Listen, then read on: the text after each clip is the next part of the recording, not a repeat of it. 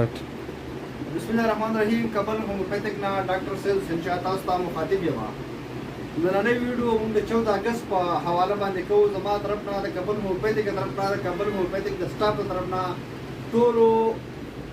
مطلب چې اهل وطن ته د جشن ازادۍ مبارکباد ورکوم. او الله دې کوي چې د پاکستان د کوم مقصد دپاره حاصل شوی دی، د کوم اصولو دپاره حاصل شوی دی، د کوم مقصد دپاره چې زموږ مشرانو قربانیان ورکړي دي، زموږ د خویندو میندو عزتونه لوټ شوي دي، په تکلیفونو کې او په سختو کې د عمل موږ ته میلاو شوی دی، چې موږ الله دې کوي زموږ د عمل د امن ګهواره جوړ شي. خاص کر په پښتنو کې چې کوم مطلب چې د پښتنو په علاقو کې چې کوم دغه دی د بدامني ده او مطلب چې د دهشتګردۍ او د په لپیټ کې موږ یو، نو الله دې کوي چې د عمل د دهشتګردۍ نه صفا شي او زموږ دا ټول قوم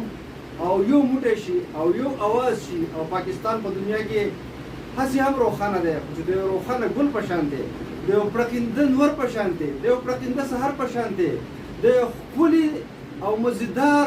چمن په شان دی د پاکستان په دنیا کې وځلیږي او موږ ټول د هغې ګلونه شو او دا پاکستان زموږ ونه شي. نو مهرباني وکړئ او خپل چې کوم دی نو دا 14 اګست د خوشحالي چې دا ټول شیر کړئ د یو بل سره او ښه په خوشحالۍ سره ښه په مینه سره یې منا وکړئ او د خپل ملک دپاره د خپل ملک د دفاع دپاره د خپل ملک د مطلب چې دا کوم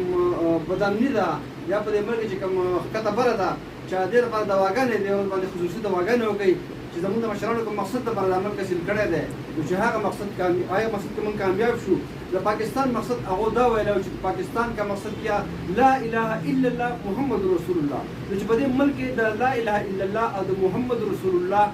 نظام نافذ شي، نو انشاءالله دا هر څه په خپله باندې ډک شي. ځکه چې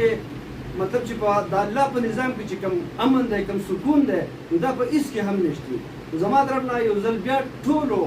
اهل وطن ته جشن ازادي ډېره ډېره مبارک. جزاک الله خیر، جزاک الله خیر. کم خلک چې سوال ته راغلی دی د جشن ازادۍ په دې موقع باندې خاص کر کالام ته ملم جبې ته دې ته مېلمانه راغلي دي، د مختلف د ملک مختلف ګوټ نه راغلي دي، دلته کې راغلي جشن ازادي منوي. هغو ته زه هم په خیرالې وایم او د هغو دپاره دعا کوم چې الله پاک دې هغو په خپلو کورونو ته په خیر خیریت سره خپلو بچو ته په خیر خیریت سره ورسوي او د هغو د خوشحالي دې الله پاک په خیر سره سرته ورسوي. مننه کوم. جزاک الله ډېره مننه.